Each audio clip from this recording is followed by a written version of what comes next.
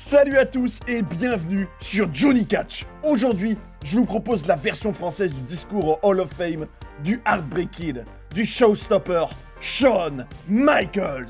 En 2011, la WWE lui a accordé cet honneur et c'est difficile de ne pas être d'accord. Entre ses matchs légendaires, notamment avec l'Undertaker, la beauté de ses performances dans le ring et son charisme incroyable, il est clairement un des plus grands de tous les temps.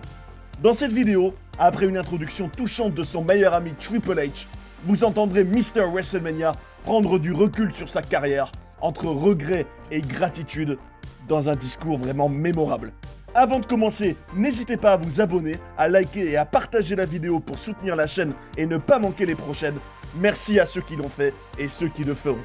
Vous êtes bien sur Johnny Catch, Shawn Michaels au Hall of Fame. C'est parti!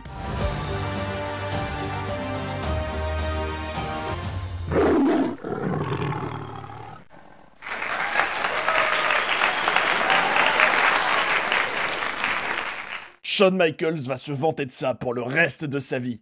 Il dira que sa dernière apparition aura été le Hall of Fame dans une salle à guichet fermé. La seule raison pour laquelle Shawn m'a demandé de l'introduire, c'est pour que je dise quelque chose de gentil sur lui.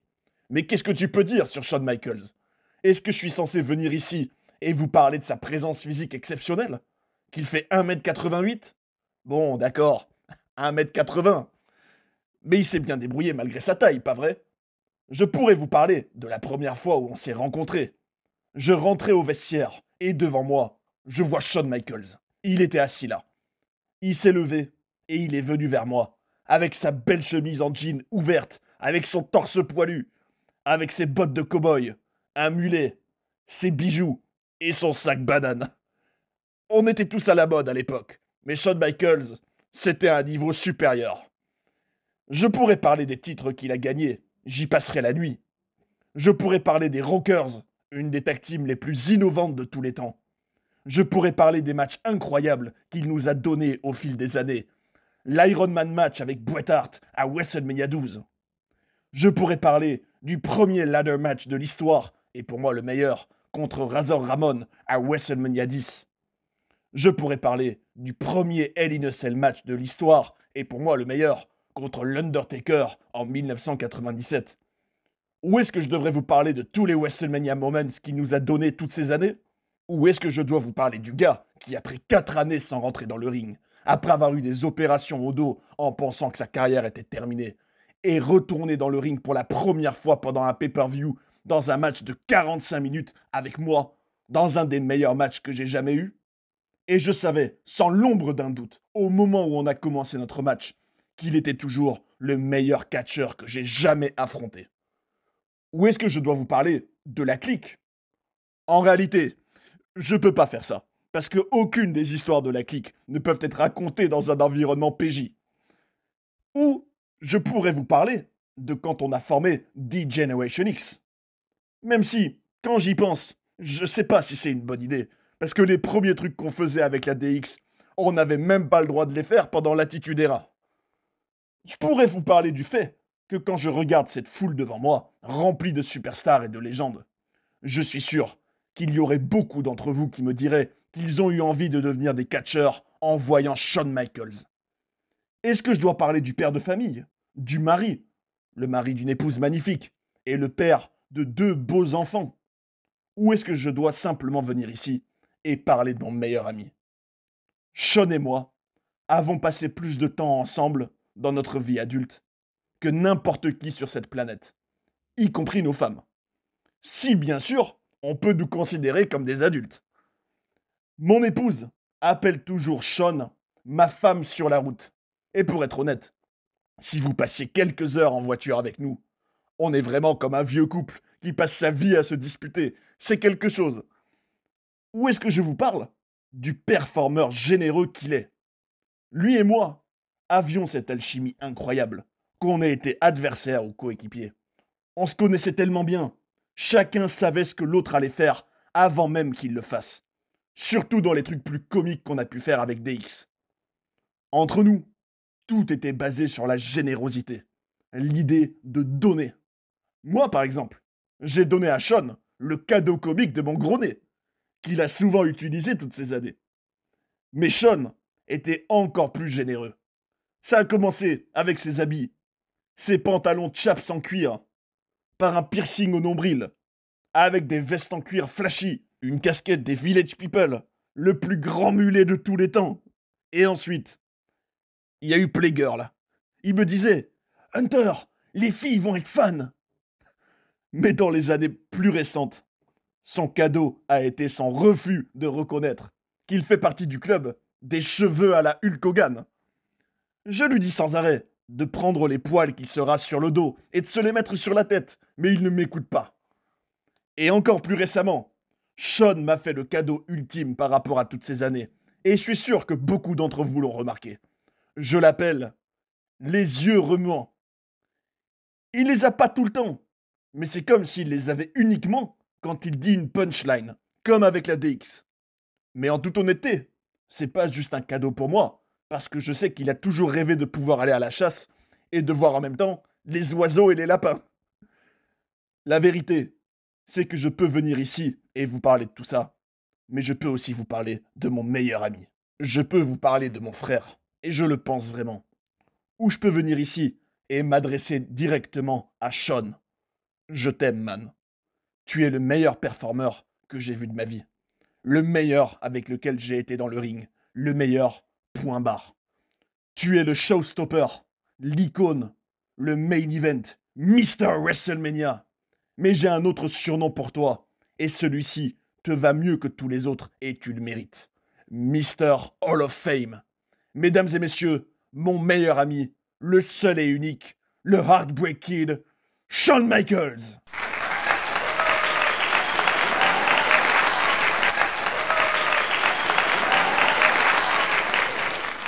Vous savez, je savais qu'il n'y avait absolument aucun moyen pour que Hunter dise quelque chose de gentil sur moi.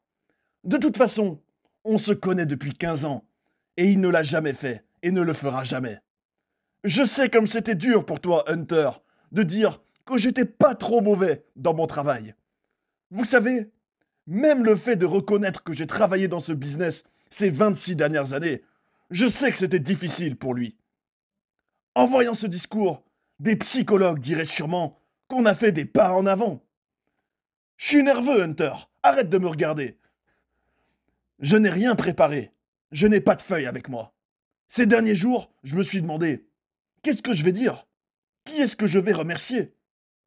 Qu'est-ce qui va se passer si j'oublie quelqu'un parmi toutes les personnes phénoménales avec qui j'ai été dans le ring? Et ne me demandez pas de refaire un dernier match. N'interrompez pas mon fil de pensée, s'il vous plaît. Je sais que ça ferait de la bonne télé, que je pète un câble, mais s'il vous plaît, si pour une fois, ça pouvait être ma soirée ce soir, ça serait cool. S'il vous plaît, laissez-moi parler. Je ne sais même pas par où commencer. Il y a des choses qu'on ne peut pas dire, d'autres qu'on n'est pas censé dire. Il faut être politiquement correct. C'est une des raisons pour lesquelles ça me dérangeait pas de prendre ma retraite. Parce que je suis incapable de faire ça. J'y suis pas bon. Et comme par hasard, cette année, le Hall of Fame n'est pas diffusé en live parce que, vous savez, Shawn Michaels est à la télé. Laissez-nous un jour pour tout éditer et être sûr que ce soit bien diffusable. Tout le monde connaît l'histoire, mais je dois être honnête. Quand j'avais 19 ans, je ne voulais pas être un catcheur. Je disais à mes parents que je voulais faire la même chose que ces gars faisaient à la télévision. Et à cette époque, réussir, ça voulait juste dire aller au Junction sur la route de Blanco à San Antonio dans le Texas et catcher devant 25 personnes. Et je me disais que si je faisais ça, ma vie serait déjà complète. Et 26 ans plus tard, je suis un homme de 45 ans qui a eu un sacré parcours. Je suis ici devant vous et j'ai l'occasion de dire merci. Sur le chemin, j'en étais pas vraiment conscient de tout ça. J'ai été élevé par une famille merveilleuse et aimante qui m'a aimé et soutenu tout au long de mon parcours. Mais Dieu sait pourquoi, quand je me suis lancé dans ce business à 19 ans, j'ai passé les 26 années suivantes de ma vie à chercher la validation. J'en étais pas conscient à l'époque, et je ne sais même pas pourquoi, mais pour Dieu sait quelle raison, ce que mes pères et ce que vous pensiez de moi était la chose la plus importante de ma vie. Et je me suis tué à la tâche, parfois de manière malsaine, parce que, pour Dieu sait quelle raison, C'était tellement important pour moi que vous pensiez que j'avais fait du bon boulot. Je sais que ça peut sonner condescendant, mais j'ai passé une grande partie de ma vie à vouloir que vous pensiez que j'ai été bon dans mon travail. Et je dois vous dire que ce soir, je veux profondément vous remercier de me donner ça. Je suis profondément reconnaissant envers toutes les autres personnes qui ont été introduites dans le Hall of Fame avec moi, et plus particulièrement Triple H, de rendre ce moment fun et agréable. Même si je suis venu ici en ne voulant pas rendre ce moment trop lourd et trop profond, ne pas en faire un discours larmoyant, je n'en suis pas capable. Il n'y a pas de mots pour exprimer à chacun d'entre vous à quel point j'ai vécu et respiré pour faire ça chaque soir de la semaine pendant tellement d'années. Et ça fait poser une question. Est-ce que ça va aller pour moi d'être loin de ce business maintenant? Lundi dernier, l'Undertaker a dit que Shawn Michaels rentrait dans le Hall of Fame avec beaucoup de regrets. Et je peux vous dire que si mon intronisation au Hall of Fame avait eu lieu en 1998, ça aurait peut-être été vrai. À cette époque-là, en 1998, j'étais bon à mon travail. Mais je n'aurais absolument pas pu me tenir devant vous sans avoir de regrets. Et même si mes proches m'auraient soutenu et aimé inconditionnellement, ils auraient quand même été déçus. Il y aurait aussi eu de la déception chez quelqu'un en coulisses que je n'ai pas le droit de mentionner ce soir. On m'a donné une deuxième chance. Comme Hunter l'a dit, je suis revenu en 2002 après qu'on m'ait dit que je ne catcherais plus jamais. Je revenais juste pour un seul match. Et comme on aime le dire pour plaisanter, ça, c'était il y a 9 ans. Je suis très reconnaissant de pouvoir me tenir devant vous aujourd'hui et de dire que je rentre dans le Hall of Fame sans aucun regret. Une des grandes raisons est bien sûr Dieu, ma femme et mes 2 enfants. Depuis qu'ils sont entrés dans ma vie, je n'ai eu aucun regret. Aucune minute, aucune seconde de ma vie passe sans que je sois reconnaissant pour tout ce qu'on m'a donné. Mais le cadeau le plus précieux de tous est celui de ma famille. Je vous aime et je veux vous remercier d'être si généreux et d'avoir laissé papa aller finir ce qu'il a commencé. C'était très important pour moi de revenir et de pouvoir m'en aller et que ce soit ma propre décision. J'aime mes enfants plus que tout au monde et je vous remercie profondément d'avoir laissé papa aller jouer au catch. Il y a tellement de superstars de la WWE avec qui j'ai eu l'opportunité de pouvoir créer.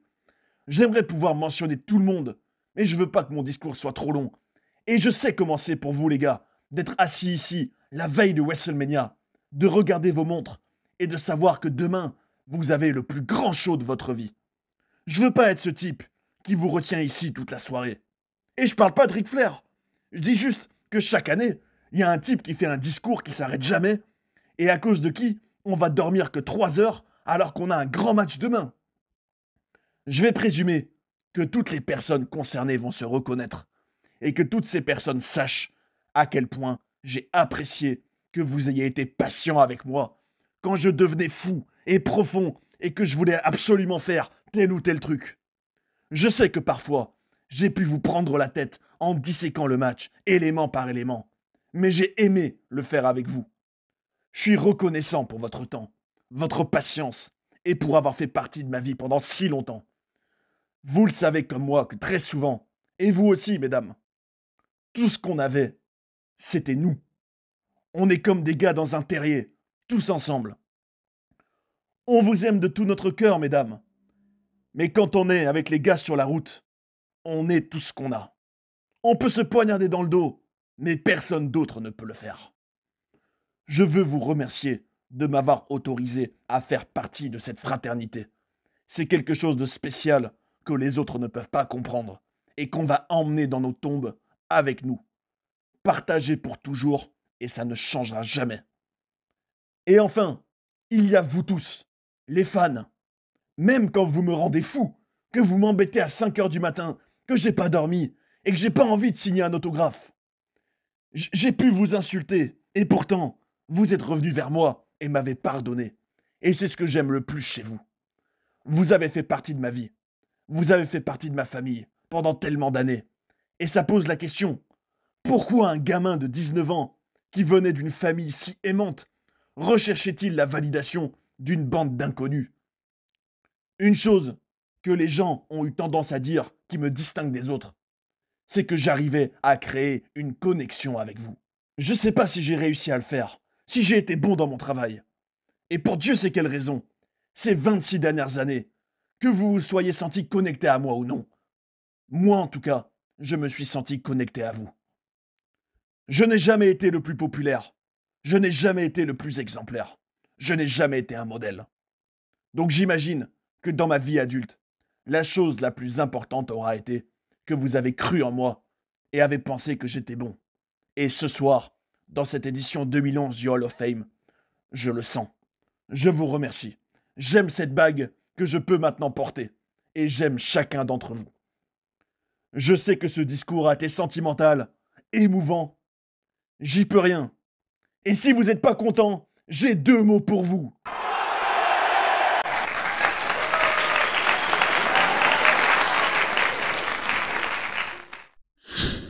Et voilà pour ce discours mémorable de Shawn Michaels au Hall of Fame en 2011. Une vraie légende qui a marqué des générations de fans et qui a largement mérité cet honneur. Ça me fait vous poser une question. Quel est votre match préféré du Heartbreak Kid? Dites-moi ce que vous en pensez, ce sera un plaisir de lire vos commentaires et de partager nos souvenirs ensemble parce que c'est le catch comme on l'aime.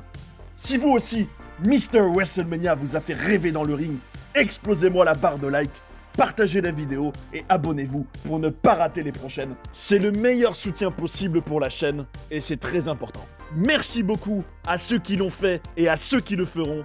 On est ensemble. Prenez soin des vôtres et à bientôt sur Johnny Catch.